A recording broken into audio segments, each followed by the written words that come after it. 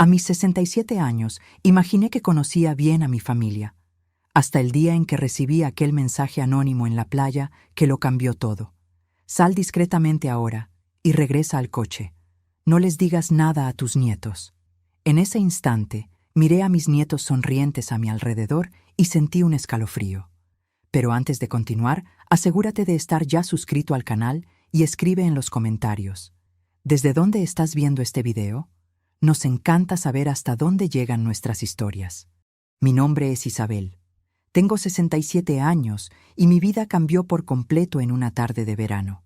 Era enero de 2024, un domingo particularmente caluroso en la playa de Cancún. Tras 2 años de luto por la pérdida de mi esposo Alfredo, finalmente había aceptado la insistente invitación de mi nieto Lucas para pasar un fin de semana con él y su esposa Amanda en su apartamento cerca de la orilla. Abuela, tienes que salir de esa casa. Ya hace mucho tiempo que el abuelo se fue, me había dicho Lucas durante su última visita, con esa sonrisa encantadora que siempre usaba cuando quería convencerme de algo desde niño. Lucas, mi único nieto, tenía 29 años y parecía estar prosperando. Graduado en administración, tenía un empleo en una empresa de inversiones, conducía un coche nuevo y siempre hablaba sobre oportunidades de negocios. Yo sentía orgullo por él, especialmente considerando que mi hijo Roberto había fallecido en un accidente de coche cuando Lucas tenía apenas 15 años. Había criado al niño junto con Alfredo en los años siguientes, y verlo exitoso me daba la sensación de que, a pesar de todas las pérdidas, había hecho algo bien. Aquella tarde de domingo estábamos sentados bajo una sombrilla azul. Lucas y Amanda conversaban animadamente sobre algún viaje que planeaban, mientras yo observaba a las familias en la playa. Sentía una extraña mezcla de contento y melancolía. Era bueno estar allí, pero cada momento feliz también traía el dolor de la ausencia de Alfredo. Fue entonces cuando mi celular vibró. Eran las 3:22 p.m. Un mensaje de un número desconocido apareció en la pantalla. No confíes en ellos. Necesito hablar con usted urgentemente. Estoy en el kiosco Estrella de Mar, 100 metros a su derecha. Venga sola. Su vida y su fortuna dependen de esto. Mi corazón se disparó. ¿Quién enviaría un mensaje así? Por un momento, pensé en mostrárselo a Lucas, pero algo me hizo dudar. El mensaje mencionaba específicamente: no confíes en ellos. ¿Sería coincidencia? Miré a mi nieto y a su esposa, que continuaban su conversación como si nada hubiera pasado. El celular vibró de nuevo. Señora. Isabel, es sobre su testamento y la casa en San Miguel de Allende. Por favor, venga de inmediato. No mencione este mensaje. Aquello me heló la sangre. Nadie más que la familia sabía sobre la casa en San Miguel de Allende. Era una propiedad valiosa que Alfredo y yo habíamos comprado como inversión años atrás, mencionada solo en nuestro testamento. ¿Cómo sabía este extraño? Me duele un poco la cabeza, mentí, levantándome lentamente. Creo que voy a caminar un poco por la orilla para respirar. —¿Pin? ¿Quiere que la acompañe, abuela? —preguntó Lucas de inmediato, levantándose. —No es necesario, querido. Fue mucho sol, solo quiero estirar las piernas y comprar agua. Vuelvo en unos minutos. Caminé en la dirección indicada, mis pasos vacilantes en la arena caliente. Cada paso me alejaba de la seguridad familiar y me acercaba a lo desconocido. ¿Estaría siendo imprudente? A mis 67 años, siempre me consideré una mujer cautelosa y sensata. Pero algo en aquel mensaje había activado una alarma interior que no pude ignorar. El kiosco Estrella de Mar era un establecimiento sencillo de madera pintada de azul, con algunas mesas de plástico dispuestas en la arena. Un hombre de mediana edad, cabello gris y gafas oscuras, estaba sentado solo en una mesa de la esquina, observando atentamente mi aproximación. Cuando nuestras miradas se cruzaron, me hizo un leve asentimiento con la cabeza. Con el corazón latiendo fuerte, me senté frente a él. —Señora Isabel —dijo en voz baja—, mi nombre es Eduardo. Soy contador y trabajo en la oficina que administra las inversiones de su nieto Lucas. —¿Cómo sabe sobre mi casa en Campos? Pregunté directamente, aún desconfiada. Porque su nieto ha estado haciendo muchas preguntas sobre ella en las últimas semanas, y sobre todos sus bienes en realidad. ¿Él tiene acceso a los documentos del testamento que usted firmó hace 2 meses? Aquella pregunta me golpeó como un puñetazo. Sí, había firmado una actualización de mi testamento recientemente, a pedido de Lucas. Él había insistido en que necesitaba modernizar mis documentos tras la muerte de Alfredo. ¿Cómo sabe eso?, murmuré, sintiendo un escalofrío. Eduardo miró a su alrededor antes de continuar. Señora Isabel, lo que le voy a decir es grave. Descubrí accidentalmente que su nieto está involucrado en un esquema de fraude financiero. Está hundido en deudas con gente peligrosa y planea usar su patrimonio para pagar lo que debe. Eso es absurdo, respondí automáticamente, pero sin mucha convicción. Lucas no me haría eso. El testamento que usted firmó no es lo que piensa. Él reemplazó las páginas después de que usted firmara. En él, usted le transfiere todo a él de inmediato, declarándose mentalmente incapaz de gestionar sus bienes. Mi cabeza comenzó a dar vueltas. Las piezas del rompecabezas encajaban de forma terrible. Las invitaciones insistentes para que saliera de casa, la preocupación excesiva por mi salud, las preguntas constantes sobre mis inversiones y propiedades. ¿Por qué me está contando esto?, pregunté, mi voz temblorosa. Porque descubrí que no es la primera vez que hace esto. Hubo otra víctima antes de usted, una tía abuela suya por parte de padre. ¿Y por qué? Eduardo dudó. Porque encontré algo aún más perturbador en su computadora. Abrió una carpeta y me mostró la copia impresa de un correo electrónico. Era una conversación entre Lucas y alguien identificado solo como Dr. M. El contenido era explícito sobre aumentar gradualmente la dosis para garantizar que parezca natural. Y los accidentes domésticos son siempre la mejor opción para personas mayores. Mi mundo se derrumbó en ese momento. No era solo mi dinero lo que estaba en juego. Era mi vida. ¿Qué hago ahora?, pregunté, sintiendo el pánico crecer dentro de mí. No puede volver a ese apartamento. Llevan semanas poniendo algo en sus medicamentos para la presión. Por eso se ha sentido tan cansada últimamente. ¿Cómo sabía que andaba exhausta? Llevaba meses sintiéndome extrañamente letárgica, atribuyéndolo a la edad y a la depresión por la pérdida de Alfredo. Pero mis cosas, mis documentos, puedo ayudarla a recuperarlos después. Ahora necesitamos salir de aquí. Ya notaron su demora. Miré hacia atrás y vi a Lucas caminando rápidamente por la arena en nuestra dirección, el rostro contraído en una expresión que nunca había visto antes. No era preocupación, era rabia. En ese momento tomé una decisión que lo cambiaría todo. Me levanté y seguí a Eduardo hasta su coche estacionado cerca. Cuando Lucas gritó mi nombre, fingí no escuchar. Estaba dejando atrás no solo a mi nieto, sino la última ilusión de familia que me quedaba.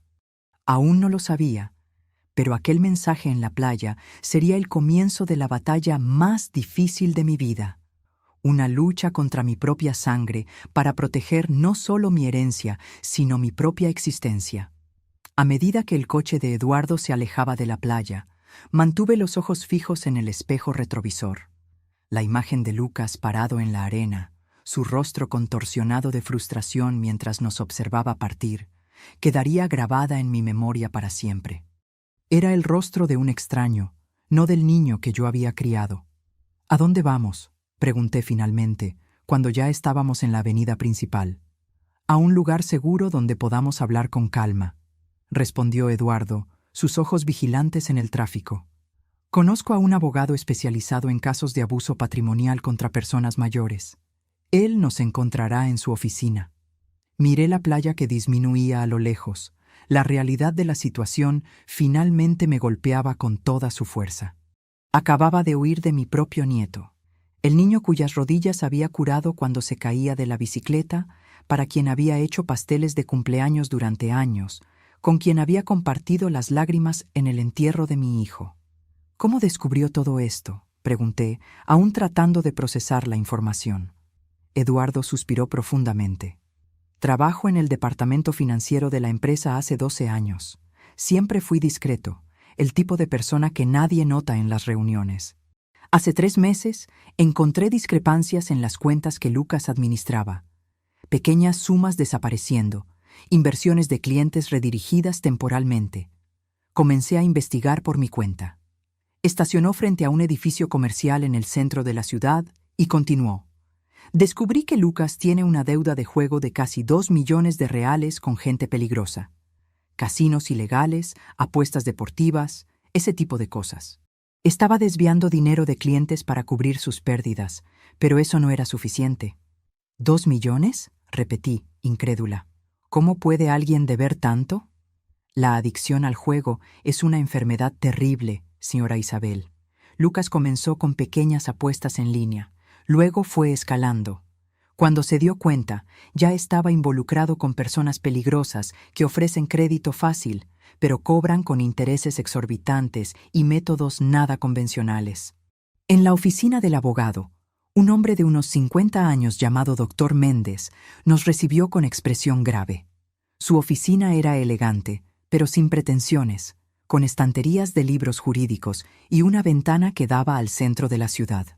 Señora Isabel, lamento que nos conozcamos en estas circunstancias, dijo, indicando un sillón cómodo donde me senté. Eduardo me explicó la situación por teléfono.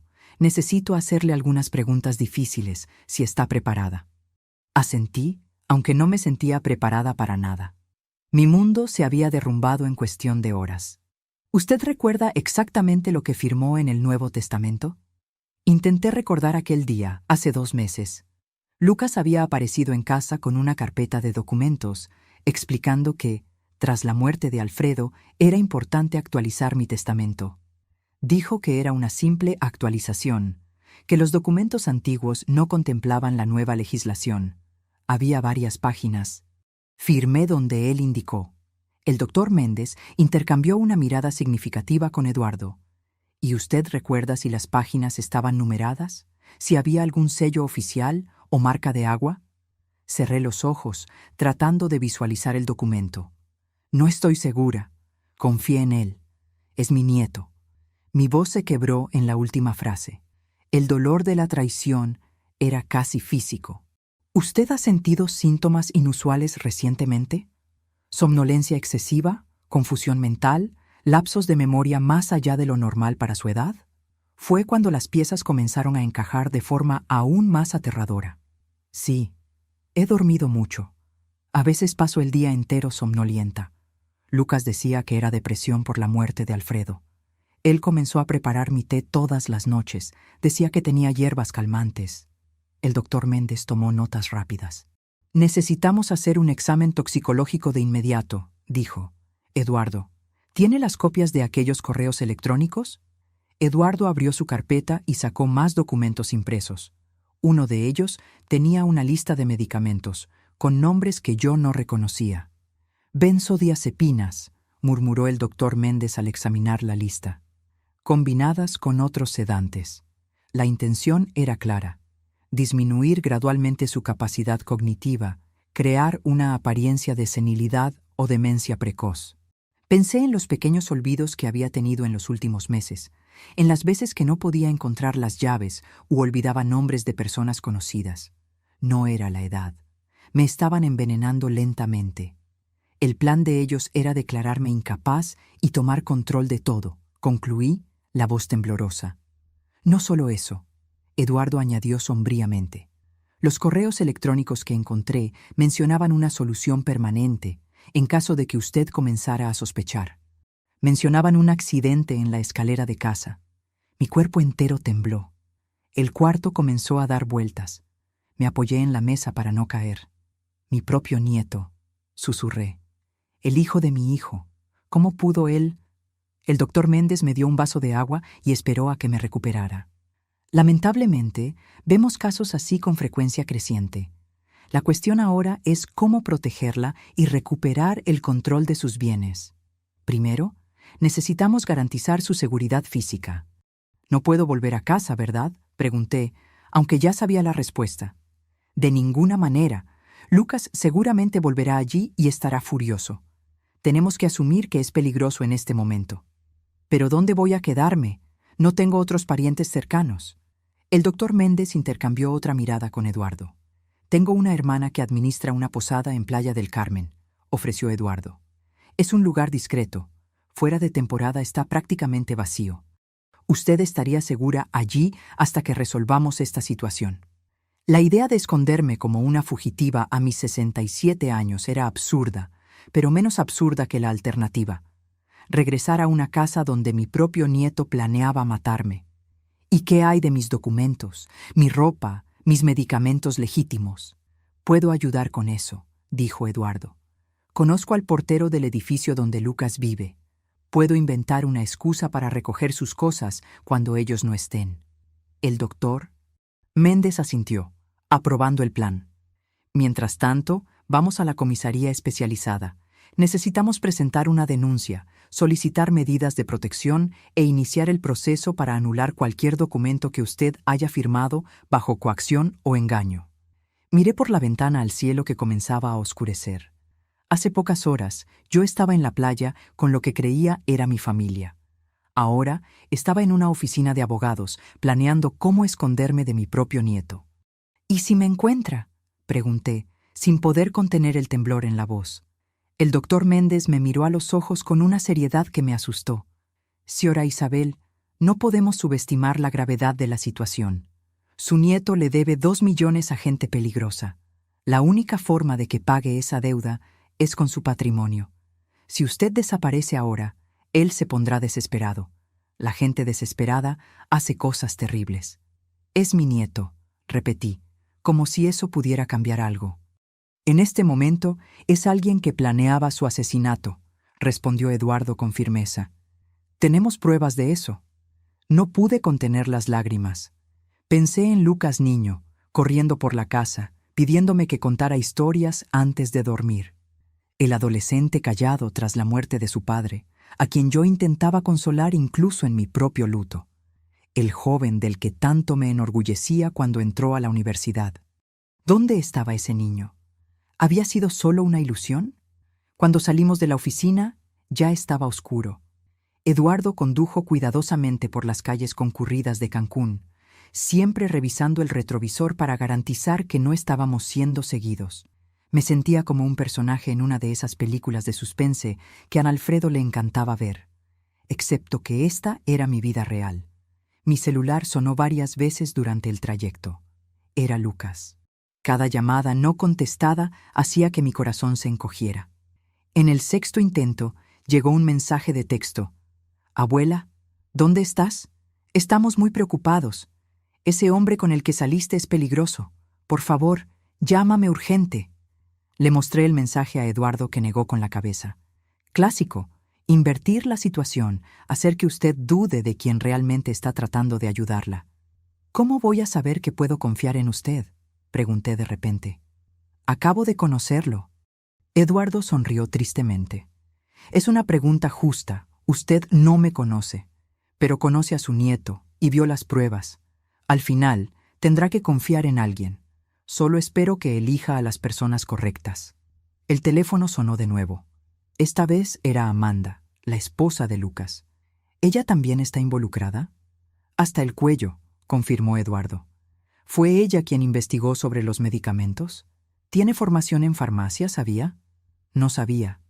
Me di cuenta de que había tantas cosas que yo no sabía sobre las personas que consideraba familia. El camino a Playa del Carmen fue silencioso. Yo observaba las luces de la carretera pasando, tratando de procesar todo lo que había descubierto.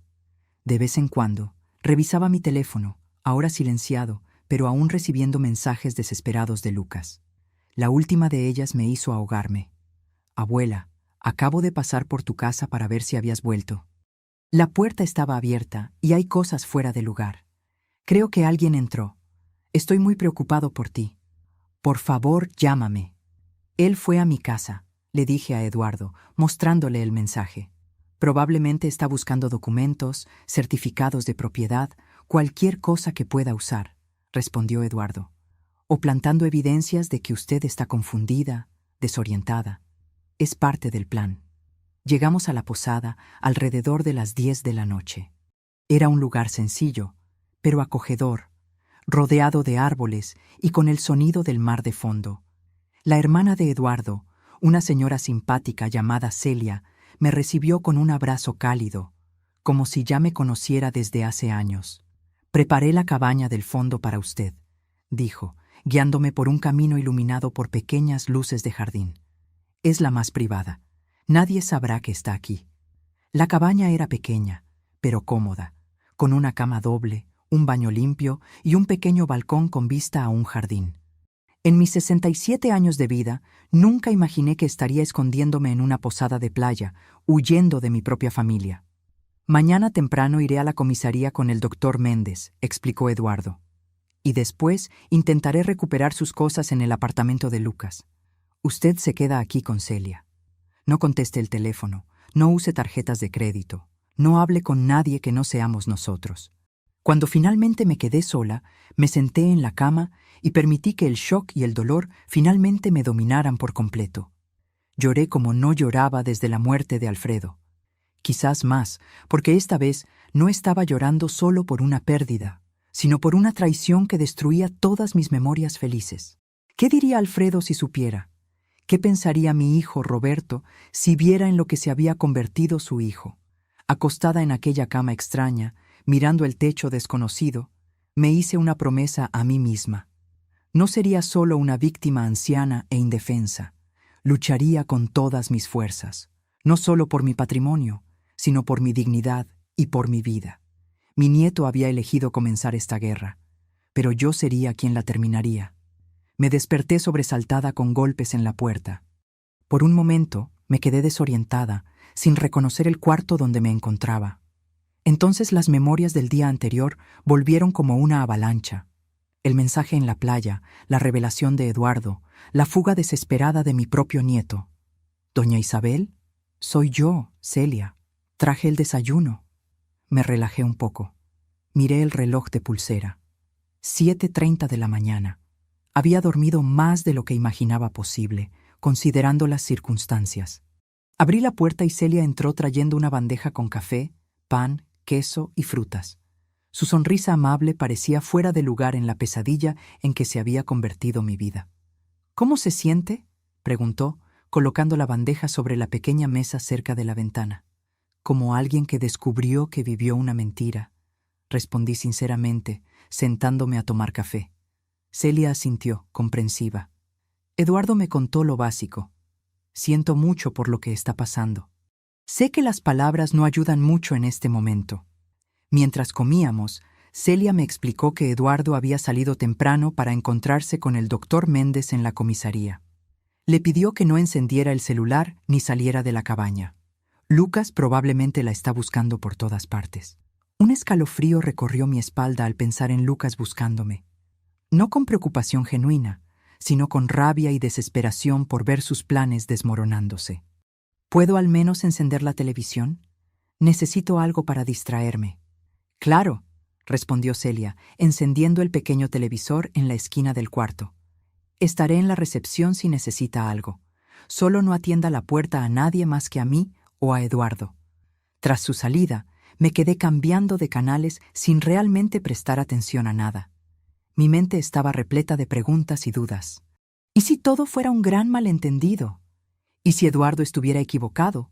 O peor, tuviera sus propias intenciones oscuras. Decidí que necesitaba ver las pruebas por mí misma. Encendí mi celular, ignorando la advertencia de Eduardo. Inmediatamente, una inundación de notificaciones apareció.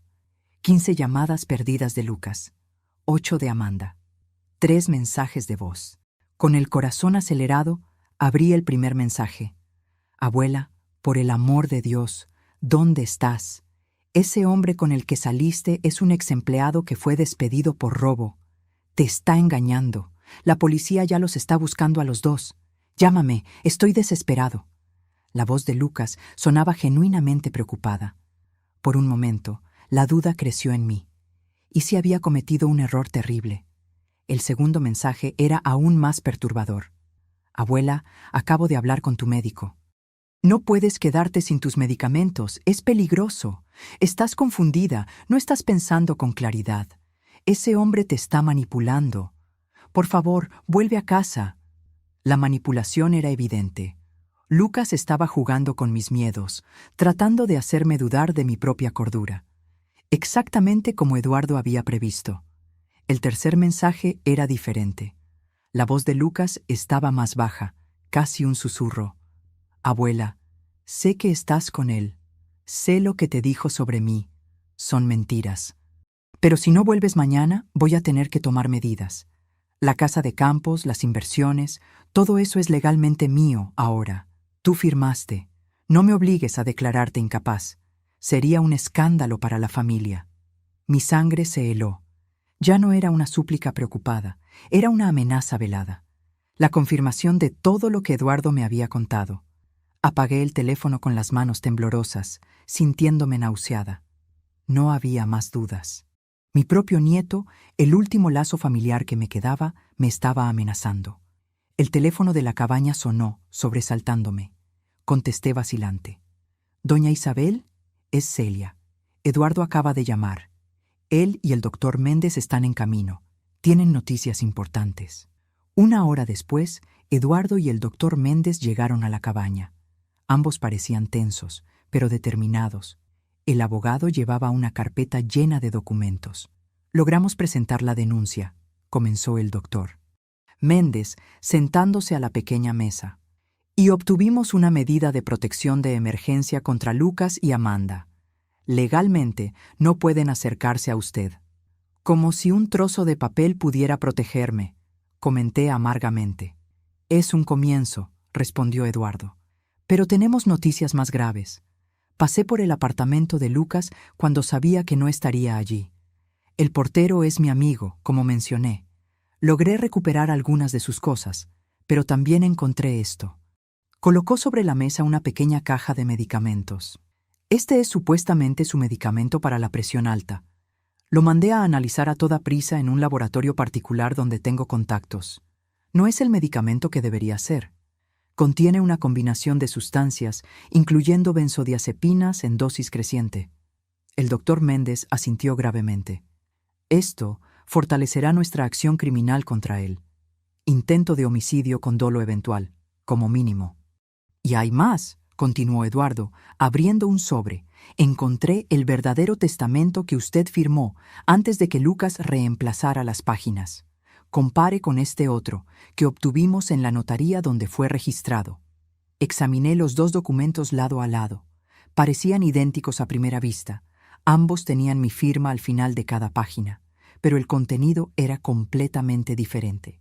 En el documento original, yo dejaba el 70% de mis bienes a Lucas, con la condición de que cuidara la casa de campos, que tenía valor sentimental por haber sido comprada con Alfredo. El otro 30% iría a instituciones de caridad. En el documento alterado, yo declaraba estar en plena conciencia, pero preocupada por mi capacidad futura para administrar mis bienes debido a episodios recurrentes de confusión mental y olvido.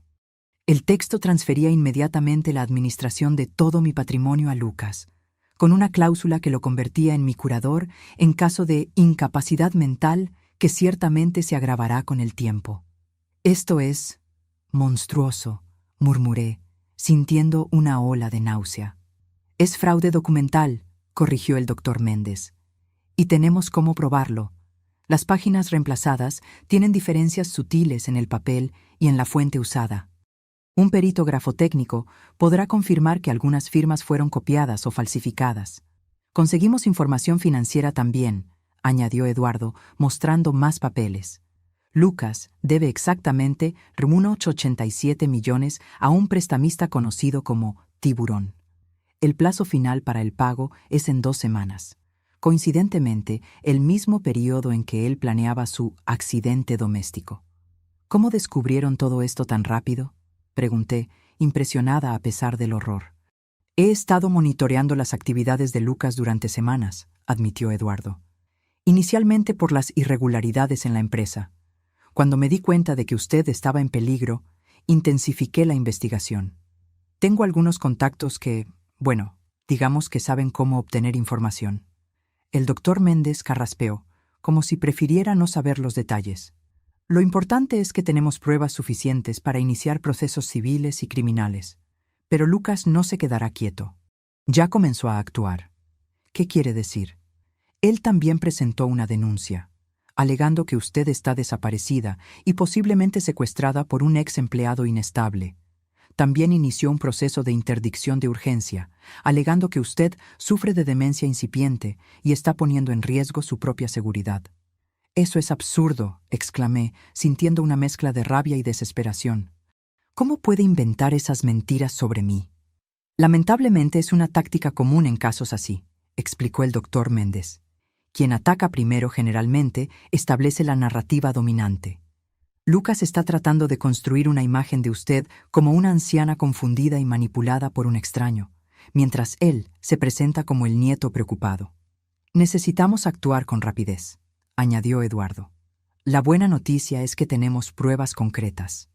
El medicamento adulterado, los documentos alterados, los correos electrónicos sobre el accidente. La mala noticia es que el proceso legal puede ser lento». «¿Cuánto tiempo tengo hasta que él consiga la interdicción?», pregunté, sintiendo un escalofrío solo de pensar en perder el control sobre mi propia vida. «Conseguimos una medida cautelar temporal que suspende cualquier decisión hasta que usted pase por una evaluación médica independiente», respondió el doctor Méndez. «Pero él presionará para que esa evaluación ocurra cuanto antes y tratará de influenciar el resultado».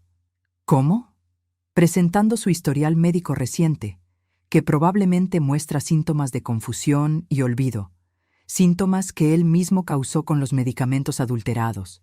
Eduardo parecía furioso. «Es un plan diabólico, casi perfecto. Si no hubiéramos intervenido a tiempo...» Un silencio pesado cayó sobre la cabaña. Todos sabíamos lo que habría pasado.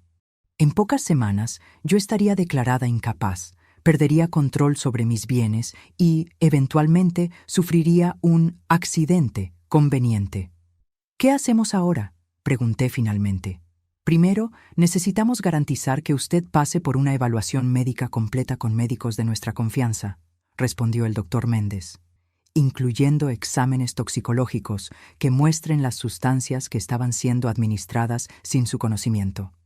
Esto desmantelará el argumento de que usted sufre de demencia. Segundo», continuó Eduardo, «necesitamos garantizar que sus propiedades estén protegidas. El doctor Méndez ya ha presentado solicitudes para bloquear cualquier transferencia o venta de sus bienes hasta que el caso se resuelva. Y tercero», concluyó el doctor Méndez, «necesitamos prepararla para un enfrentamiento directo. En algún momento, tal vez en un tribunal, usted tendrá que enfrentar a su nieto y su versión de los hechos». La idea de encarar a Lucas en un tribunal me hizo estremecer. No por miedo a él, sino por el dolor de ver en lo que se había convertido. De admitir públicamente que mi propio nieto, el hijo de mi hijo, había planeado mi muerte por dinero. «Hay otra cosa que ustedes necesitan saber», confesé, decidiendo que era hora de total honestidad. «No conté todo sobre mi patrimonio.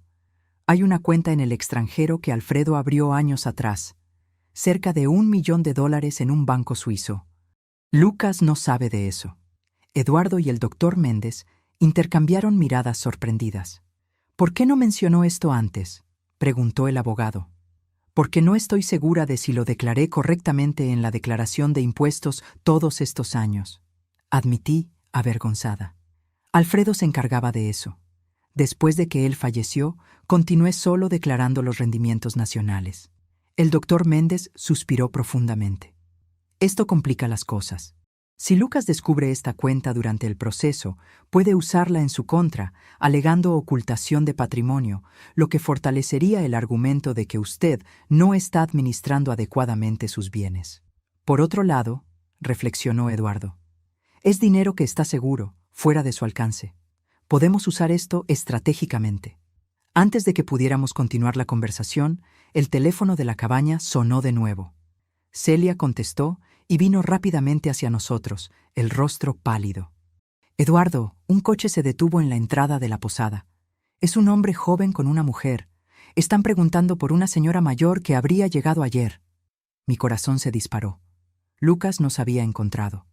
«¿Cómo nos descubrieron?», susurré, aterrorizada. Eduardo pensó rápidamente. «¿Su celular? ¿Usted lo encendió?». Solo por unos minutos, confesé, para escuchar sus mensajes.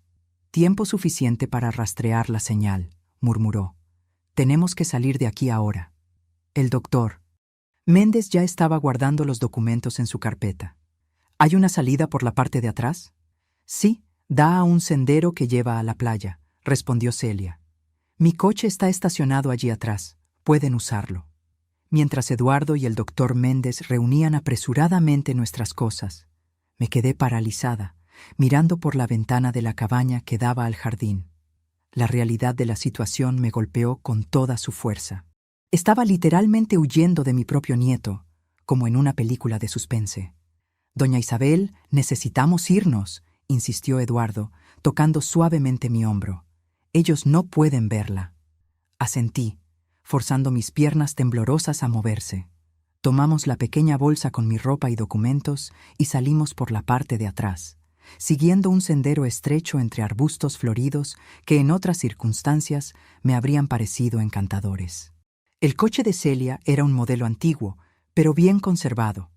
Eduardo asumió la dirección, mientras el doctor Méndez se sentaba a mi lado en el asiento trasero. ¿A dónde vamos?, pregunté mientras el coche avanzaba por una carretera secundaria, lejos de la entrada principal de la posada.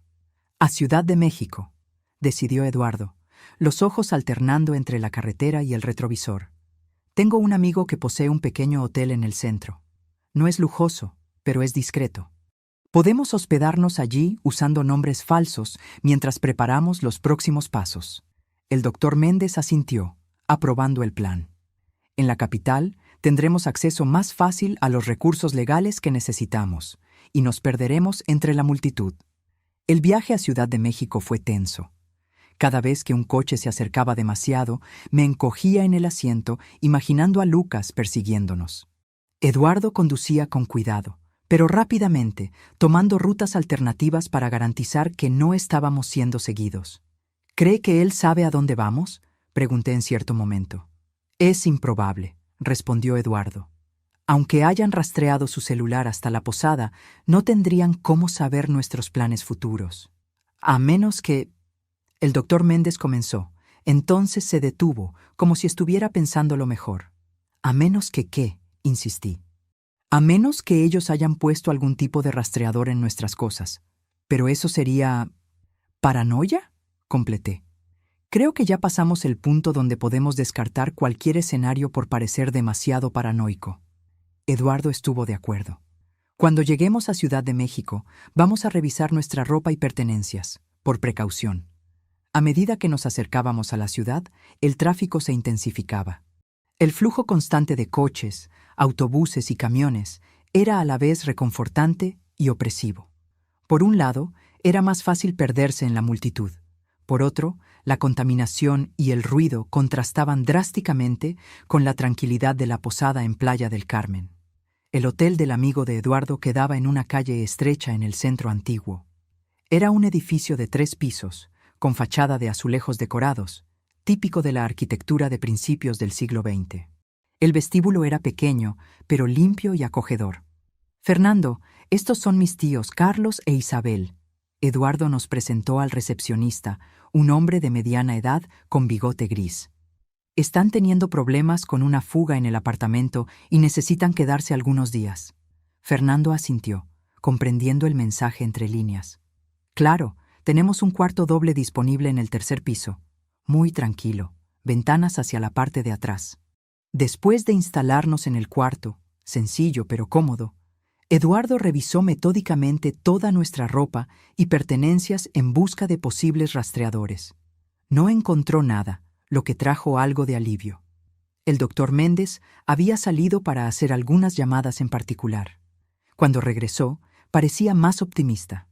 Conseguí agendar una consulta con la doctora Elena Campos para mañana por la mañana. Ella es neuróloga y perito judicial, especializada en evaluaciones de capacidad mental. Es extremadamente respetada y absolutamente ética. Si ella atesta su plena capacidad, será un golpe devastador contra las alegaciones de Lucas. ¿Y qué hay de la casa de San Miguel de Allende?, pregunté. ¿Y mis otros bienes? El juez concedió el bloqueo temporal que solicitamos, respondió el doctor Méndez. Lucas no puede vender, transferir o alterar nada hasta la resolución del caso. Pero eso no le impedirá intentar otros medios. ¿Como cuáles? Él ya está esparciendo una historia sobre su supuesto declive mental entre amigos y conocidos, creando una red de testigos que dirán haber notado cambios en su comportamiento en los últimos meses. Esto es tan calculado, comenté, sintiendo un escalofrío. ¿Cómo pudo planear todo esto? Eduardo se sentó en el único sillón del cuarto, pareciendo súbitamente cansado. La adicción al juego puede transformar completamente a una persona. La combinación de deudas enormes y el miedo a acreedores violentos crea una desesperación que justifica cualquier cosa en la mente del adicto. Su observación me hizo pensar en Lucas de una forma diferente. No como el monstruo calculador que había planeado mi muerte, sino como alguien enfermo, consumido por una adicción que había destruido su sentido moral. No disminuía la gravedad de sus acciones, pero tal vez explicaba cómo mi dulce nieto se había transformado en una persona capaz de tal crueldad. ¿Qué pasaría si, dudé, considerando una idea que había surgido? ¿Y si simplemente pagara sus deudas? Con la cuenta en Suiza, podría liquidar lo que debe y tal vez... No, respondieron Eduardo y el doctor Méndez al unísono, con una firmeza que me sorprendió. Sería la peor decisión posible, explicó el doctor Méndez pacientemente. Primero, porque legitimaría su comportamiento. Segundo, porque no resolvería el problema fundamental, la adicción. En pocos meses estaría endeudado de nuevo y usted tendría menos recursos para protegerse. Y tercero, añadió Eduardo, esos acreedores son depredadores. Si descubren que usted pagó una deuda de ese tamaño, no la dejarán en paz. Usted se convertirá en un objetivo. Asentí, reconociendo la sabiduría del consejo, pero mi corazón de abuela aún dolía. A pesar de todo, todavía era difícil aceptar que Lucas había cruzado un punto sin retorno. Descanse un poco, sugirió el doctor Méndez, revisando su reloj. Mañana será un día crucial con la evaluación médica. Necesita estar fuerte y lúcida. Tras la salida de ellos, me quedé sola en el cuarto extraño, mirando por la ventana hacia un patio interno rodeado por otros edificios antiguos. Tan diferente de mi casa cómoda, construida a lo largo de décadas con Alfredo. El sentimiento de exilio era abrumador. Cerré los ojos, tratando de recordar cómo era Lucas niño. Su primer día de escuela, cuando se agarró a mi pierna, aterrorizado por lo desconocido.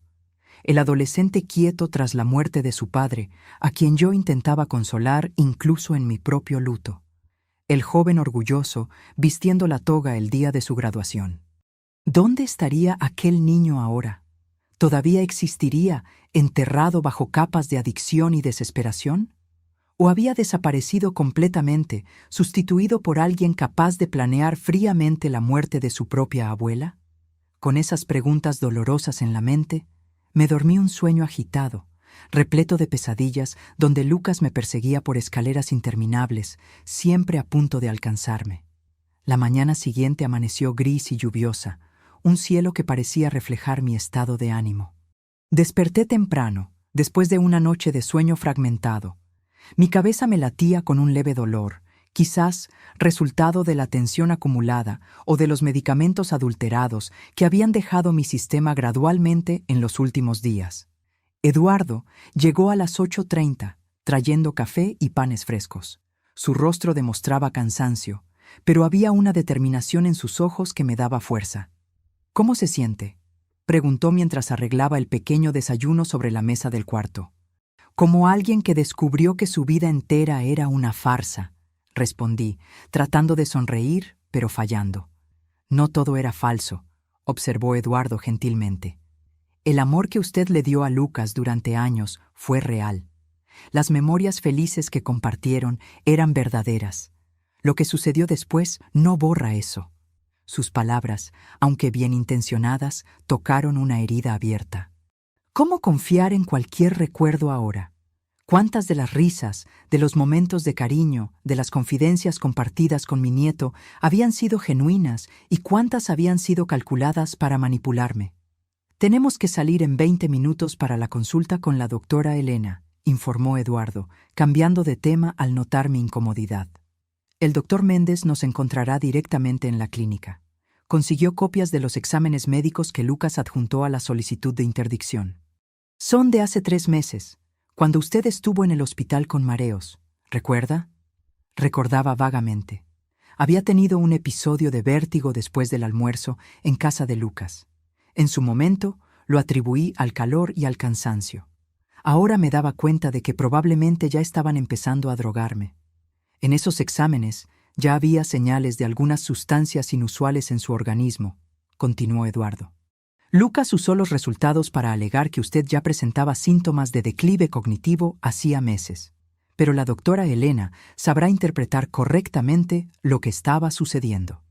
La clínica de la doctora Elena quedaba en un barrio elegante de Ciudad de México, en un edificio moderno de fachada espejada. Al entrar en la recepción elegante, con sillones de cuero y una fuente decorativa, me sentí fuera de lugar en mi ropa sencilla e improvisada. El doctor Méndez ya nos esperaba, conversando en voz baja con una mujer alta y elegante de aproximadamente 50 años, cabello gris corto y gafas de montura fina. Su bata blanca impecable contrastaba con un collar colorido artesanal que le daba un aire accesible a pesar de la postura formal. «Doña Isabel, esta es la doctora Elena Campos», nos presentó el doctor Méndez. La médica me saludó con un apretón de manos firme y una sonrisa gentil. «Vamos a mi consultorio. Necesitamos hacer una evaluación completa y tengo muchas preguntas». Las 3 horas siguientes fueron agotadoras. Primero, la doctora Elena recogió muestras de sangre y orina para análisis toxicológicos. Después, condujo una batería de pruebas cognitivas, desde preguntas sencillas como fecha y lugar, hasta ejercicios complejos de razonamiento lógico, memoria y toma de decisiones. Durante todo el proceso, me hizo preguntas detalladas sobre mi historia médica, mi rutina diaria, y específicamente sobre los momentos en que había sentido confusión mental u olvido. ¿Los síntomas siempre empeoraban después de las comidas en casa de Lucas?, preguntó en determinado momento, anotando mis respuestas en una tableta.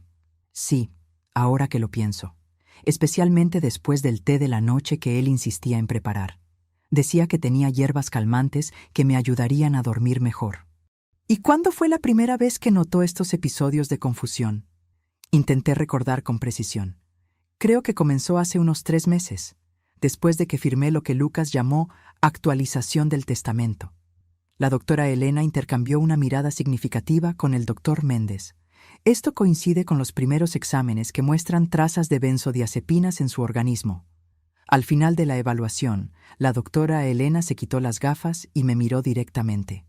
«Doña Isabel, con base en todas las pruebas que realicé hoy, puedo afirmar categóricamente que usted no presenta ningún signo de demencia, Alzheimer o cualquier otra condición neurodegenerativa. Su capacidad cognitiva es absolutamente compatible con su edad, con desempeño por encima del promedio en varias pruebas. De hecho, sentí un alivio inmenso con sus palabras.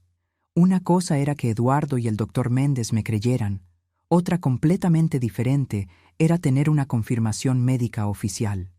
¿Y qué hay de los episodios de confusión que tuve? Los resultados preliminares de los análisis toxicológicos confirman la presencia residual de sustancias como lorazepam y otros medicamentos que, combinados, causan exactamente los síntomas que usted describe: somnolencia, confusión, lapsos de memoria. No es su mente la que está fallando, doña Isabel.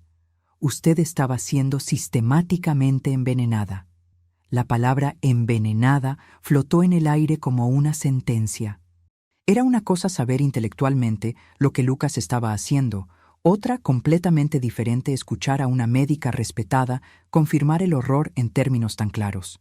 «Voy a emitir un informe completo al final del día», continuó la doctora Elena. «El doctor Méndez puede usar esto tanto para derribar la solicitud de interdicción como para fundamentar el proceso criminal contra su nieto». De vuelta en el coche, después de la consulta, me permití llorar por primera vez desde que habíamos huido de la posada. No eran lágrimas de miedo o autocompasión, sino de una tristeza profunda por lo que Lucas se había convertido y por lo que había hecho con nuestra relación. «¿Qué pasa ahora?», pregunté cuando finalmente me calmé. «Ahora contraatacamos», respondió el doctor Méndez con firmeza, con el informe de la doctora. «Elena, no solo derribamos la solicitud de interdicción, sino que invertimos el juego. Vamos a interponer acciones criminales por intento de homicidio, fraude documental, administración de sustancias nocivas sin consentimiento y estafa. ¿Cuánto tiempo hasta que esto se resuelva?». El doctor Méndez dudó. «Los procesos criminales pueden llevar meses, a veces años. Pero la parte civil, relacionada con la protección de sus bienes y la anulación de los documentos fraudulentos, puede resolverse más rápidamente, especialmente con las evidencias que tenemos». La perspectiva de un largo proceso judicial me asustaba. A mis 67 años, no tenía tantos años por delante para desperdiciar en tribunales. «¿Y qué hay de Lucas?», pregunté. «¿Será arrestado?». «Con las evidencias que tenemos, es altamente probable», respondió el doctor Méndez. «Intento de homicidio con premeditación es un crimen grave. Sumado a las otras acusaciones, puede enfrentar una pena considerable». La idea de mi nieto en prisión me causaba sentimientos contradictorios. Por un lado, él había planeado fríamente mi muerte. Por otro, era el hijo de mi hijo, el último pedazo de familia que me quedaba. ¿Existe alguna alternativa?», pregunté vacilante. «¿Alguna forma de resolver esto sin destruir completamente lo que queda de nuestra familia?».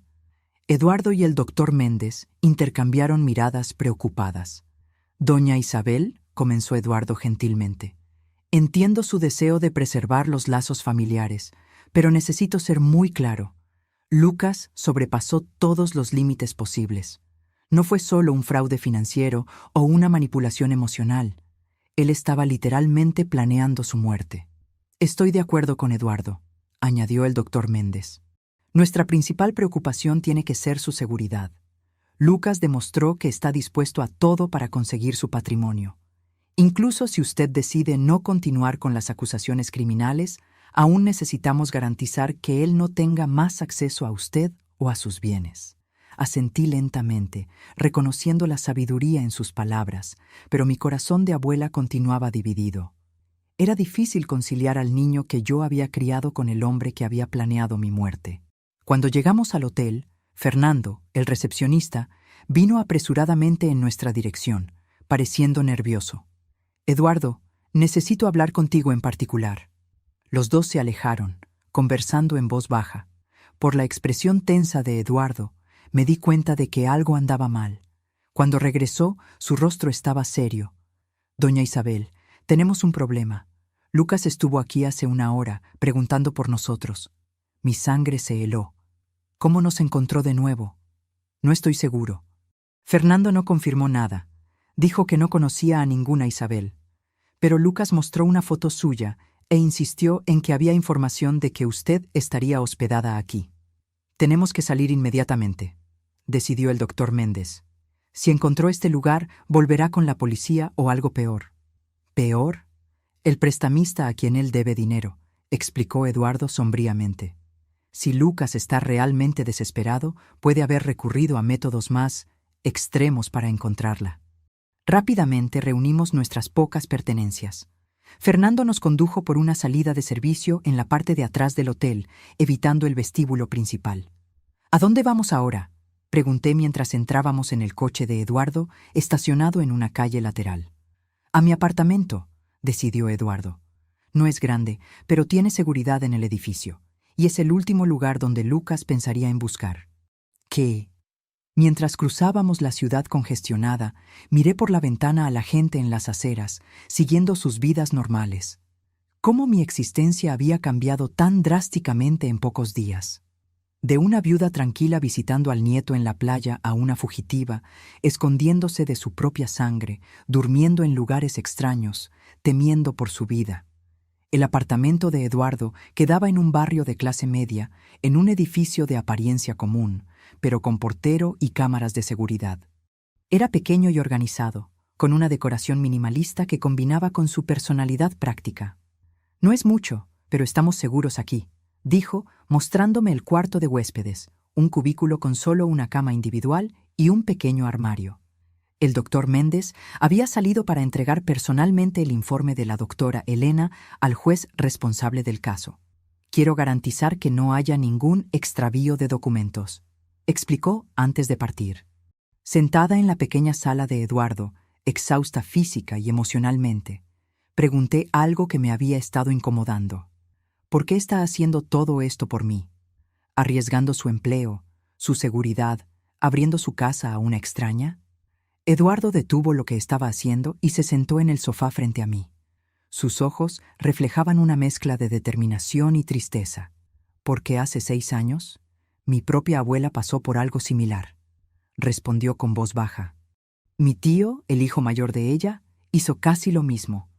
Manipuló documentos, convenció a todos de que ella estaba senil, asumió control de todo. Cuando finalmente lo descubrimos, era demasiado tarde.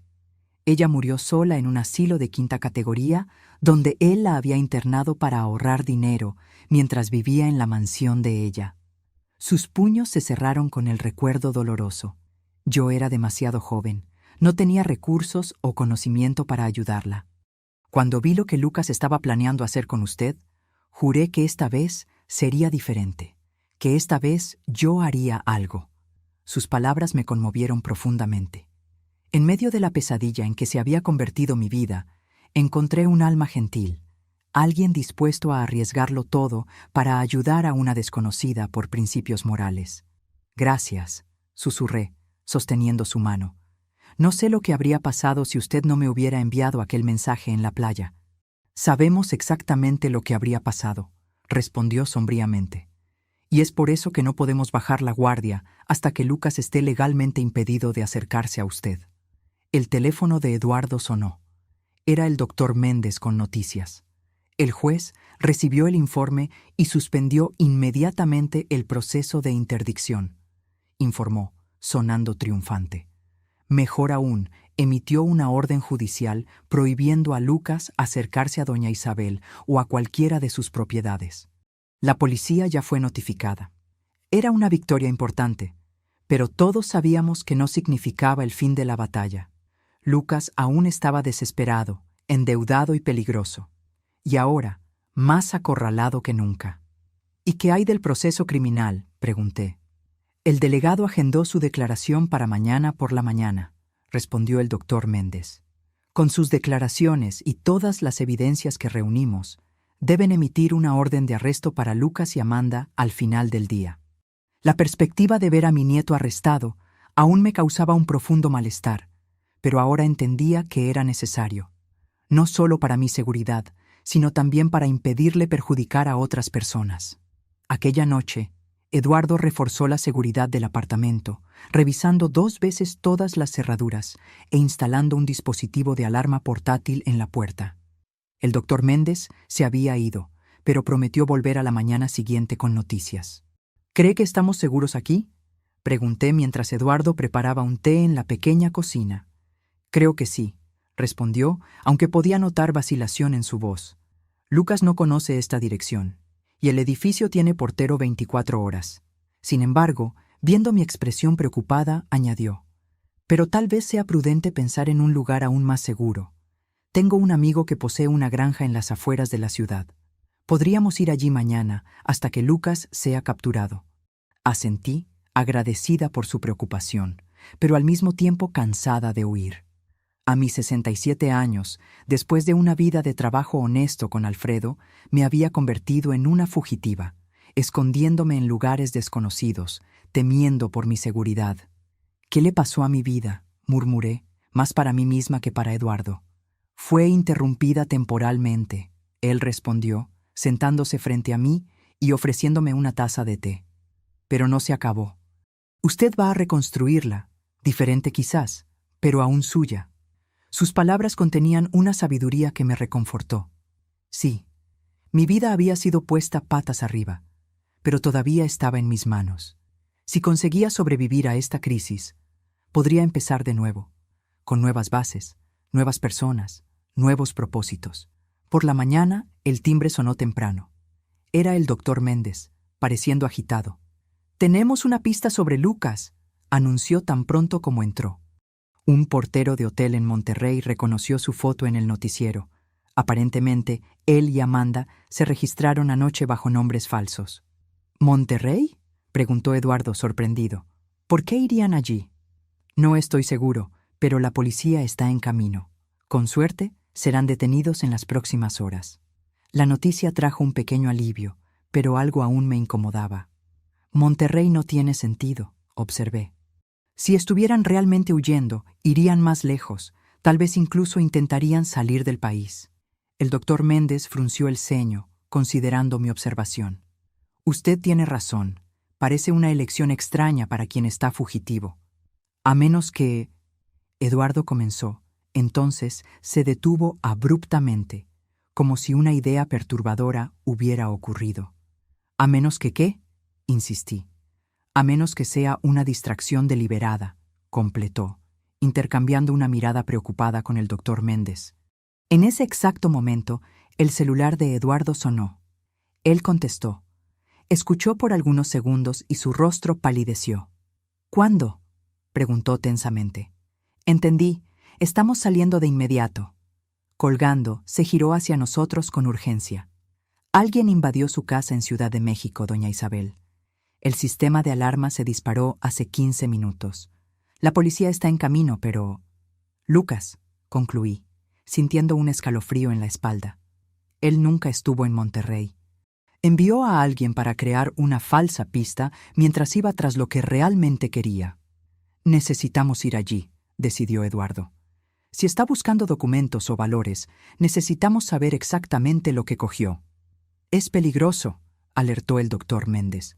Si Lucas todavía está en la casa, la policía ya debe haber llegado, argumentó Eduardo.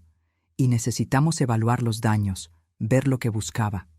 A regañadientes, el doctor Méndez estuvo de acuerdo, y en 20 minutos estábamos en el coche, dirigiéndonos a mi casa, un lugar que yo no veía desde aquella fatídica ida a la playa, que parecía haber ocurrido hace una eternidad, aunque hubiera sido solo hace unos días. Al acercarnos a la calle familiar, vi 2 patrullas de policía estacionadas frente a mi casa. El pequeño jardín que yo cuidaba con tanto cariño parecía intacto, pero la puerta principal estaba visiblemente dañada. Un policía nos abordó cuando salimos del coche. La casa fue invadida, explicó. La alarma asustó al invasor, que huyó antes de nuestra llegada, pero causó bastante daño allí dentro. Parece que buscaba algo específico. Entrando en la casa, me quedé choqueada con lo que vi. Cajones volteados, armarios abiertos, documentos esparcidos por el suelo. Mi santuario, el hogar que había compartido con Alfredo por décadas, profanado por la avaricia y desesperación de mi propio nieto. Fue directo a la oficina, observó Eduardo, caminando por el pasillo. Sabía exactamente lo que buscaba. En la pequeña oficina, el caos era aún mayor. El escritorio antiguo, que tanto le encantaba a Alfredo, había sido dañado, sus cajones arrancados y vaciados. La caja fuerte empotrada en la pared estaba abierta, su contenido desaparecido. ¿Qué había en la caja fuerte?, preguntó el doctor Méndez. Algunas joyas de familia, documentos importantes y... Dudé, recordando algo que casi había olvidado. Los datos de acceso a la cuenta en Suiza. Eduardo y el doctor Méndez intercambiaron miradas alarmadas. Si Lucas consiguió esos datos, habló Eduardo lentamente, puede intentar acceder a la cuenta remotamente, transferir todo el dinero. Necesitamos llamar al banco de inmediato, decidió el doctor Méndez, ya cogiendo el teléfono. Bloquear la cuenta antes de que sea demasiado tarde. Mientras ellos se ocupaban de eso, caminé lentamente por la casa, absorbiendo la extensión de la violación. Cada habitación contenía memorias. El cuarto donde Alfredo y yo dormíamos abrazados en las noches frías. La cocina donde él preparaba su famoso arroz al horno los domingos. La sala donde Lucas, aún niño, abría regalos de Navidad con ojos brillantes de excitación. Ahora todo estaba manchado, no solo por la invasión física, sino por la traición que había precedido este momento. Cogí una fotografía caída en el suelo. Yo, Alfredo y Lucas, en su graduación de la secundaria. 3 rostros sonrientes, orgullosos, unidos. Una imagen de una familia que ya no existía. El doctor Méndez apareció a mi lado, el rostro sombrío. Conseguí hablar con el banco en Suiza. Confirmaron que hubo un intento de acceso a la cuenta hace 20 minutos, usando sus credenciales. ¿Lucas lo consiguió? No. El banco bloqueó el intento por venir de una IP no reconocida. Tienen protocolos rigurosos para cuentas de ese tamaño, pero ahora implementaron un bloqueo total. Nadie podrá acceder a la cuenta hasta que usted comparezca personalmente a la agencia en Suiza. Suspiré, parcialmente aliviada. Al menos no consiguió el dinero. Pero ahora está más desesperado que nunca, observó Eduardo, uniéndose a nosotros. Y sabe que su última esperanza de pagar las deudas acaba de desaparecer. Un policía se acercó, sosteniendo su radio. Señora Nogueira, acabamos de recibir una información importante. Un vehículo registrado a nombre de Lucas Nogueira fue avistado en la carretera hacia San Miguel de Allende hace cerca de 1 hora. La mención de San Miguel de Allende hizo que mi corazón se disparara. La casa de veraneo, la propiedad que tenía tanto valor sentimental para mí y Alfredo. Está yendo a la casa de Campos, concluí. Tal vez crea que hay algo de valor allí, algo que pueda vender rápidamente. O simplemente está desesperado y sin opciones, sugirió Eduardo, buscando un lugar para esconderse temporalmente. La policía de San Miguel de Allende fue notificada, informó el policía. Están monitoreando la propiedad y las carreteras de acceso. El doctor Méndez, después de una breve conversación telefónica, se volvió hacia nosotros. Hablé con el delegado responsable del caso. Sugiere que usted se quede en un hotel bajo protección policial hasta que Lucas sea capturado. La idea de otro escondite, otra cama extraña, más días viviendo con miedo, me causó una súbita ola de indignación. No, yo no continuaría huyendo. No permitiría que Lucas robara también mi dignidad e independencia. No, respondí firmemente, sorprendiéndome a mí misma con la determinación en mi voz. Basta de esconderme. Voy a San Miguel de Allende. ¿Qué? Exclamó Eduardo, choqueado. Pero es exactamente hacia allá donde Lucas está yendo. Precisamente, respondí, una nueva resolución creciendo dentro de mí. Es hora de enfrentar a mi nieto directamente, en territorio que conozco, que significa algo para nuestra familia. Es extremadamente peligroso, argumentó el doctor Méndez. Lucas está acorralado, desesperado. La policía va a capturarlo, solo necesitamos esperar. ¿Y si destruye la casa antes de eso? Aquel lugar contiene las últimas memorias intactas que tengo con Alfredo. No permitiré que Lucas las profane como hizo con esta casa. Eduardo y el doctor Méndez intentaron disuadirme, presentando argumentos racionales sobre seguridad y procedimientos. Pero por primera vez, desde que todo había comenzado, me sentí completamente segura de mi camino. Voy a San Miguel de Allende, repetí con finalidad. Con o sin ustedes. La policía ya está allí. Estaré segura. Pero necesito estar presente. Necesito ver esto terminar con mis propios ojos. Tras más argumentos, finalmente estuvieron de acuerdo, con la condición de que yo estuviera estrictamente bajo supervisión policial y no intentara confrontar a Lucas personalmente. Acepté los términos, aunque en mi interior sabía que, cuando llegara el momento, haría lo que mi corazón determinara. 3 horas después, nuestro coche subía las carreteras sinuosas de la sierra, en dirección a San Miguel de Allende. El paisaje era bellamente incongruente con el drama que estábamos viviendo. Montañas verdes bajo un cielo azul cristalino, el aire cada vez más fresco a medida que ganábamos altitud. La policía confirmó que el coche de Lucas está en la ciudad, informó Eduardo después de recibir una llamada. Pero aún no localizaron exactamente dónde está. Está en la casa, respondí con una certeza que no podía explicar. Es hacia allá donde vamos, y es allí donde todo terminará. A medida que nos acercábamos al destino, sentía una extraña calma instalarse. Después de días de miedo e incertidumbre, finalmente estaba tomando las riendas de mi propia historia. Fuera cual fuera el resultado del enfrentamiento inminente con Lucas, yo lo enfrentaría de pie, no más como una víctima asustada, sino como la mujer fuerte que Alfredo siempre vio en mí. La carretera serpenteaba entre araucarias centenarias.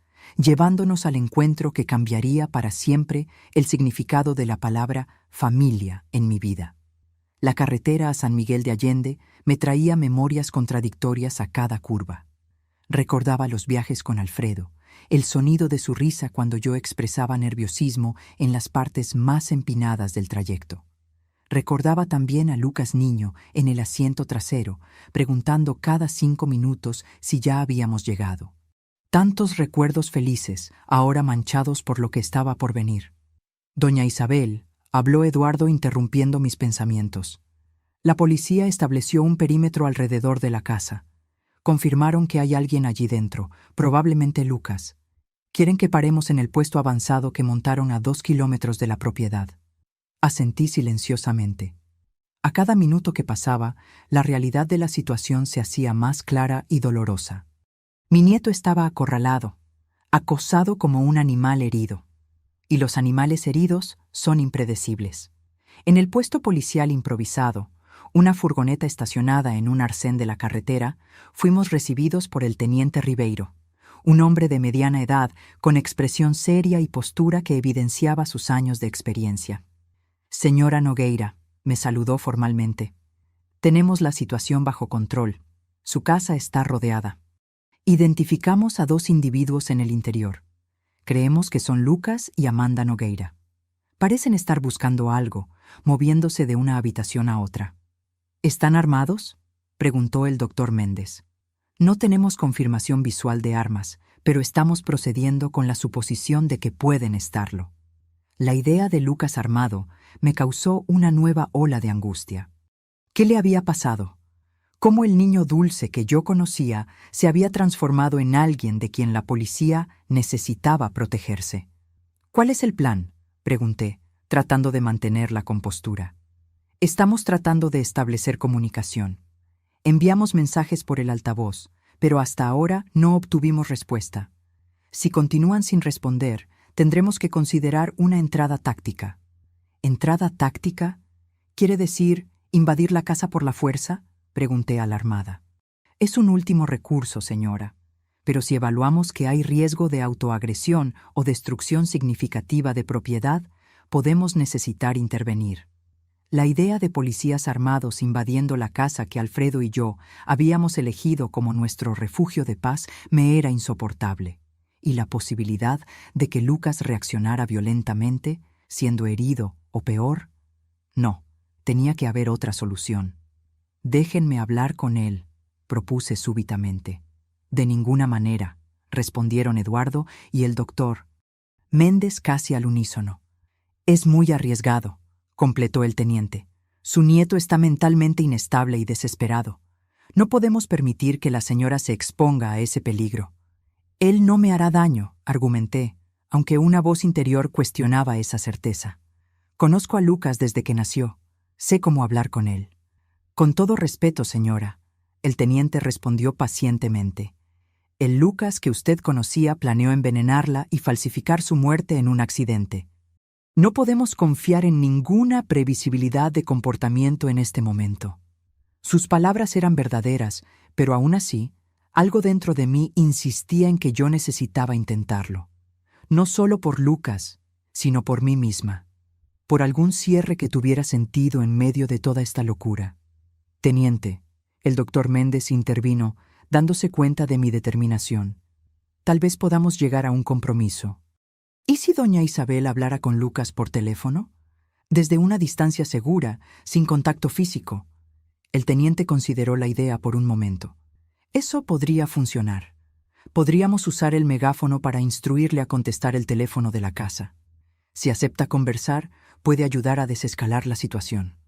Tras más discusiones sobre seguridad y procedimientos, el plan fue aprobado. Yo hablaría con Lucas por el teléfono fijo de la casa, mientras permanecería en la furgoneta policial, lo suficientemente lejos para estar segura, pero lo suficientemente cerca para que mi voz pudiera potencialmente calmarlo. «Recuerde», me instruyó Eduardo mientras yo me preparaba, «no importa lo que diga, manténgase firme. Él puede intentar manipularla de nuevo, jugar con sus emociones. No caiga en esa trampa». Asentí, agradecida por el consejo, aunque sabía que sería más fácil decirlo que hacerlo. Lucas conocía mis puntos débiles, mis detonantes emocionales. Había pasado años estudiándolos meticulosamente para su manipulación. El teniente usó el megáfono para comunicarse con la casa. Lucas Nogueira, sabemos que usted y Amanda están allí dentro. La casa está rodeada. No hay salida. Su abuela quiere hablar con usted por el teléfono de la casa. Conteste cuando suene. Hubo un largo momento de silencio. Entonces, una de las cortinas de la sala se movió ligeramente. Alguien estaba observando. El teniente marcó el número de la casa. Escuchamos el tono en el aparato de comunicación 1, 2, 3 veces. En el cuarto tono, alguien contestó, pero no habló nada. «¿Lucas?», llamé, la voz más firme de lo que esperaba. «Soy yo, abuela». Silencio por algunos segundos, luego, «¿Qué quiere?». La voz de Lucas sonaba extraña, tensa, casi irreconocible. «Quiero entender, Lucas.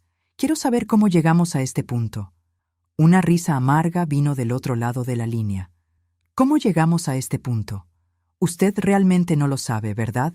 Siempre viviendo en su burbuja, su mundo perfecto con el abuelo, sin ver lo que pasaba a su alrededor. ¿De qué estás hablando?».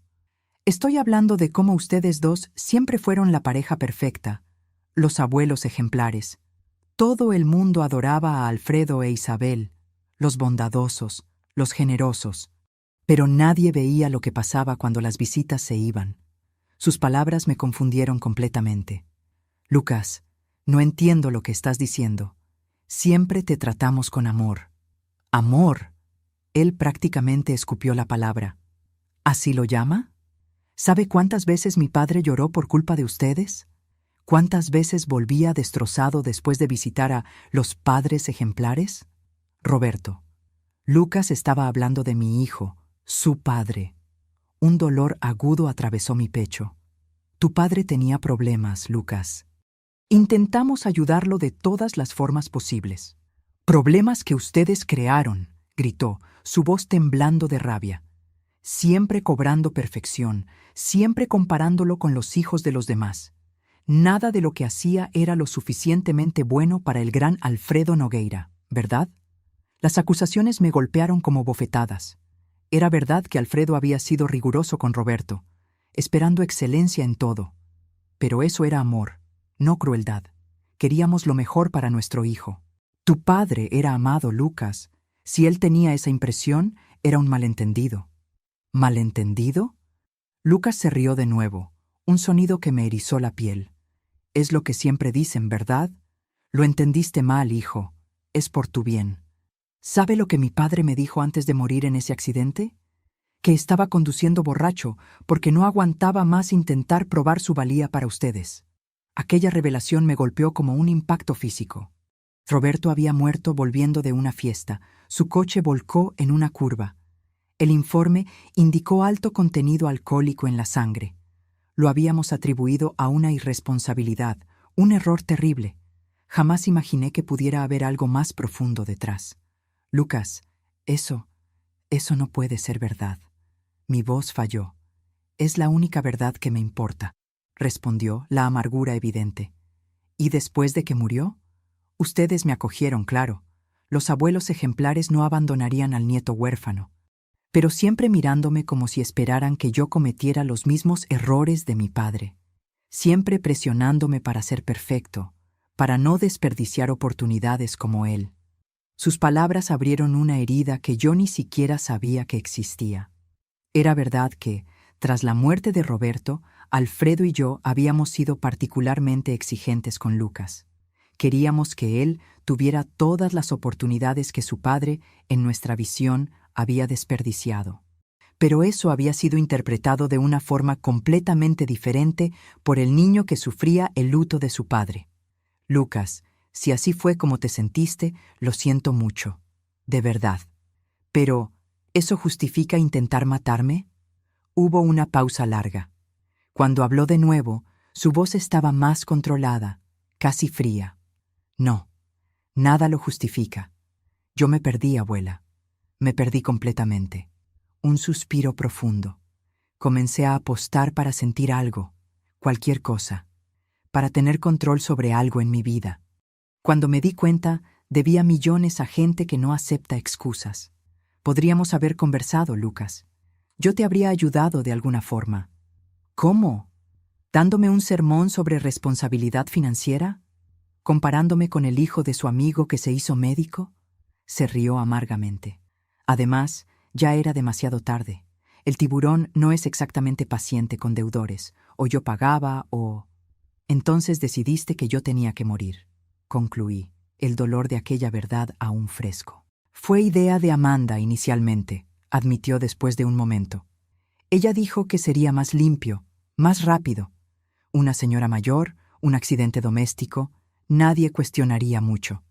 La herencia vendría a mí. Yo pagaría las deudas y seguiríamos adelante. La frialdad con que él describía el plan para asesinarme me dejó nauseada. ¿Cómo habíamos llegado a este punto? ¿Cómo no me di cuenta de la profundidad de la disfunción en nuestra familia? ¿Y ahora? ¿Cuál es el plan, Lucas? La casa está rodeada. No hay salida. Otra pausa larga. No sé. Sinceramente no sé. Vine hasta aquí buscando algo que pudiera vender rápidamente. Joyas, documentos de valor, cualquier cosa, pero no encontré nada útil. ¿Qué harías si lo hubieras encontrado? Pregunté, genuinamente curiosa. Intentaría negociar con el tiburón, ganar más tiempo. Pero ahora, su voz se desvaneció y de fondo pude escuchar lo que parecía ser Amanda llorando. Lucas, ríndete a la policía. Es la única opción ahora. Tal vez, con un buen abogado, considerando las circunstancias, tu sentencia pueda ser reducida. ¿Sentencia? Él se rió de nuevo, aquel sonido perturbador. Abuela, usted realmente no entiende, ¿verdad? El tiburón ya sabe que no voy a pagar. Incluso en la prisión me encontraría. Y sería mucho peor que cualquier cosa que el sistema penitenciario pudiera hacer. Un escalofrío recorrió mi espalda al darme cuenta de la gravedad de la situación. Lucas no solo estaba huyendo de la policía, sino de criminales que no jugarían según las reglas de la ley y el orden. Podemos protegerte, ofrecí, aunque sin mucha convicción. Testigo protegido, tal vez. Para eso yo tendría que entregar al tiburón, lo que sería básicamente firmar mi sentencia de muerte. Suspiró profundamente. No hay salida, abuela. Yo lo arruiné todo, completamente. Algo en el tono de su voz me alarmó. Era resignación, pero con un trazo de finalidad que me aterrorizó. Lucas, ¿qué estás pensando hacer? Estoy cansado, abuela, muy cansado, de huir, de mentir, de fingir que soy alguien que no soy. Lucas, escúchame, no hagas nada impulsivo. Podemos resolver esto juntos. ¿Juntos?, preguntó, y por un momento escuché al niño inseguro que había sido. ¿Después de todo lo que hice? ¿Después de haber planeado lo que planeé hacer contigo? Para mí, Lucas, respondí firmemente. Incluso después de todo, aún eres hijo de mi hijo. Aún llevo conmigo los recuerdos del niño que fuiste, del amor que compartimos. Hubo un silencio prolongado. Miré al teniente, que me hizo señas para que siguiera hablando, que lo mantuviera involucrado. Piensa en tu padre, Lucas, continué. Si lo que dices es verdad, si Roberto realmente se sentía inadecuado, no repitas su mismo error. No elijas un camino sin retorno. Usted no entiende, murmuró. Entonces ayúdame a entender. Ven a la puerta, sin el arma, y conversemos cara a cara, como familia, con todas nuestras fallas. Escuché la respiración pesada de Lucas del otro lado. Entonces, algo inesperado. ¿Usted realmente vendría aquí? ¿Después de todo? Sí, respondí sin dudar, ignorando las miradas alarmadas de Eduardo y del teniente. Si dejas el arma a un lado, yo iré a ti. El teniente cubrió el micrófono. Señora Nogueira, eso es extremadamente peligroso. No podemos permitir... Levanté la mano para silenciarlo. En ese momento era una cuestión entre abuela y nieto, una cuestión de familia. Sin trucos, Lucas, sin más mentiras. Solo nosotros dos, conversando honestamente por primera vez en años. Después de lo que pareció una eternidad, Lucas respondió: «Ok, voy a dejar el arma sobre la mesa de la sala. Estaré esperando en el balcón, solo. Amanda se quedará dentro de la casa. Voy para allá, prometí, colgando el teléfono. El caos fue instantáneo. Eduardo, el doctor Méndez y el teniente comenzaron a protestar simultáneamente. «Es un suicidio», exclamó Eduardo. «Puede estar mintiendo sobre el arma», alertó el doctor. Méndez. «Absolutamente fuera de cuestión», declaró el teniente. «No pondremos a un civil en riesgo». Encaré a los tres con una determinación que no sentía hacía años. «Señores, agradezco la preocupación, pero esta es mi familia, mi responsabilidad.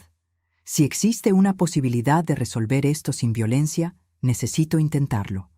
«Doña Isabel», argumentó el teniente. «Él planeó matarla. Esto no es un desacuerdo familiar común. Estoy consciente de eso. Pero también sé que hay más en esta historia que simplemente maldad. Hay dolor, hay trauma generacional, hay cosas que necesitan ser dichas antes de que sea demasiado tarde». Después de más argumentos, llegamos a un compromiso. Yo iría a la casa, pero usaría un chaleco antibalas disfrazado bajo mi ropa. Policías quedarían posicionados estratégicamente, listos para intervenir a la menor señal de peligro. Y yo usaría un micrófono oculto para que pudieran escuchar la conversación. Cuando los preparativos terminaron, Eduardo sostuvo mis manos. «Por favor, tenga cuidado, no se deje manipular de nuevo». Asentí, conmovida por su preocupación genuina. «Seré cautelosa, lo prometo, pero necesito darle esta última oportunidad. No por Lucas, sino por mí misma». El trayecto hasta la casa me pareció interminable, aunque fueran solo 2 kilómetros. Cada curva de la carretera revelaba más del paisaje familiar. Pinos altos, el cielo azul de San Miguel de Allende, y finalmente, en la cima de una colina suave, la casa de madera y piedra que Alfredo y yo habíamos construido como nuestro refugio. Cuando el coche se detuvo a una distancia segura, respiré hondo y salí. Los últimos 100 metros serían recorridos a pie, sola. Sentía el peso del chaleco bajo mi blusa, un recordatorio constante del peligro que enfrentaba. A medida que me acercaba, vi a Lucas sentado en los escalones del balcón. Parecía más pequeño de alguna forma, encorvado, sin el aire confiado que siempre exhibía. Su rostro estaba pálido, los ojos rojos de quien había llorado recientemente. Me detuve a unos metros de distancia. «Lucas». Él levantó la cabeza lentamente. «Abuela, realmente vino. Dije que vendría». Un silencio incómodo se instaló entre nosotros. Tantas cosas que decir, tantas heridas abiertas, y ninguno de nosotros sabía por dónde empezar. «El arma está en la mesa», finalmente habló, haciendo un gesto vago hacia el interior de la casa. «Como prometí». Asentí, manteniendo distancia. «¿Qué te pasó, Lucas? ¿Realmente pasó?». Él pasó las manos por el rostro, un gesto que me recordó tanto a Roberto que mi corazón se encogió. Comencé a apostar en línea durante la universidad. Era solo diversión al principio, pequeñas cantidades. Luego gané en grande una vez, y aquella sensación no era como nada que yo ya había sentido. Control, poder, validación, todas las cosas que nunca sentí creciendo. Él se miró las propias manos como si pertenecieran a otra persona. Cuando comencé a perder, ya estaba viciado. Necesitaba recuperar el dinero, entonces apostaba más. Un ciclo sin fin. Conocí a Amanda en un casino clandestino. Ella trabajaba allí. Me ofreció ayuda especial con préstamos. Parecía la solución para todos mis problemas. «¿Por qué nunca pediste nuestra ayuda, Lucas? Alfredo y yo habríamos hecho cualquier cosa por ti». Él se rió amargamente. «Cualquier cosa excepto aceptarme como yo era. ¿Recuerda cuando reprobé cálculo en el primer año de la universidad? El abuelo no me habló por semanas. Dijo que yo era igual a mi padre, desperdiciando potencial. La memoria me golpeó como una bofetada. Era verdad». Alfredo había sido duramente crítico, creyendo que la severidad motivaría a Lucas a esforzarse más. «Nosotros cometimos errores», admití. «Muchos errores. Pero eso no justifica lo que planeaste hacerme». Lucas bajó la cabeza, las lágrimas finalmente cayendo. «Lo sé. No hay justificación. Cuando Amanda sugirió, yo debería haber rechazado de inmediato, pero estaba tan desesperado, tan aterrado. El tiburón había amenazado con romperme los dedos como primer aviso. Y cada día la deuda crecía más con los intereses. Entonces decidiste que mi muerte sería la solución. No fue una decisión consciente, no inicialmente. Fue más como una pendiente resbaladiza. Primero, solo queríamos su firma en algunos documentos. Después, nos dimos cuenta de que usted podría cuestionar las transferencias. Entonces vino la idea de hacerla parecer incapaz mentalmente. Y finalmente, el accidente. Completé. Él asintió, incapaz de repetir la palabra. ¿Realmente habrías llegado hasta el final?, pregunté, la pregunta que me había atormentado desde el principio. Lucas se quedó en silencio por un largo momento. No sé, respondió finalmente.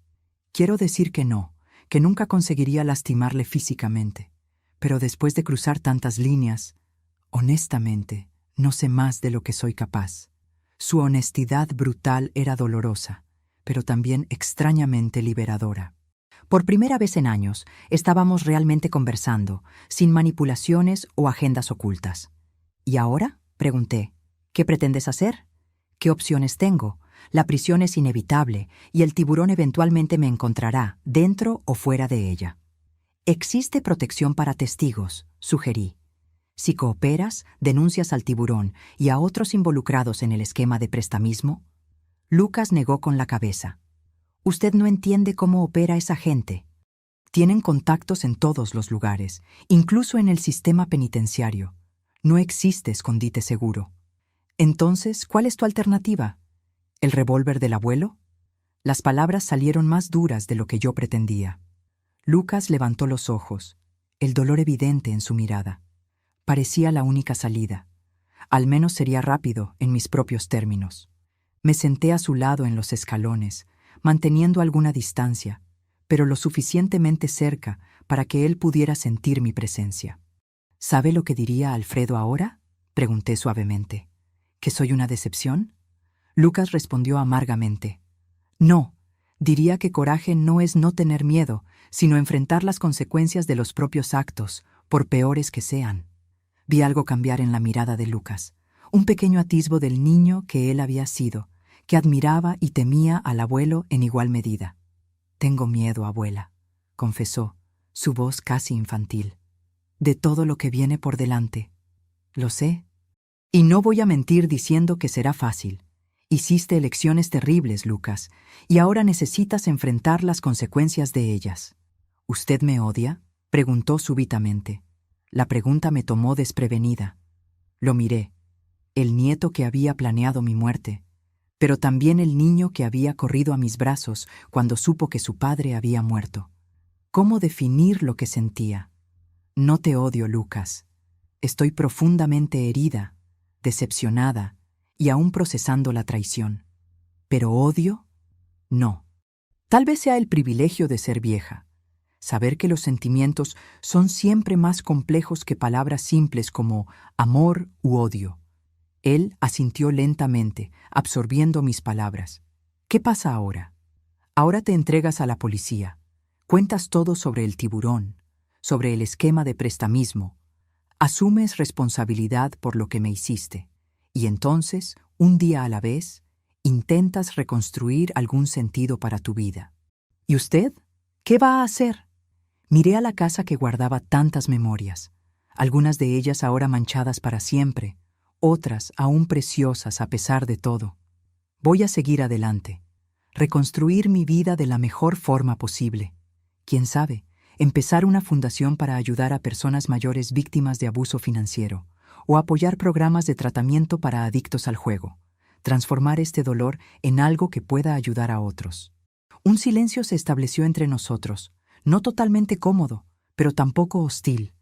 Era el silencio de dos personas enfrentando una verdad difícil sobre su relación y el futuro. Finalmente, Lucas se levantó. «Estoy listo», dijo simplemente. Le hice una señal al teniente, que esperaba a una distancia discreta. Él avanzó con 2 policías más, las armas bajadas pero visibles. «Lucas Nogueira», el teniente habló formalmente. Usted está detenido por las acusaciones de intento de homicidio, administración de sustancias nocivas, falsificación de documentos y estafa. Mientras lo esposaban, Lucas me miró una última vez. No había manipulación en sus ojos ahora, solo una resignación cansada y tal vez, pensé esperanzadamente, el primer atisbo de arrepentimiento genuino. Lo siento, abuela, dijo simplemente. Por todo. No respondí de inmediato. Algunas heridas eran demasiado profundas para ser curadas con simples palabras, pero asentí, reconociendo su pedido, incluso sin poder ofrecer todavía el perdón completo que él buscaba. Mientras lo llevaban a la patrulla, Amanda fue escoltada fuera de la casa por otras policías.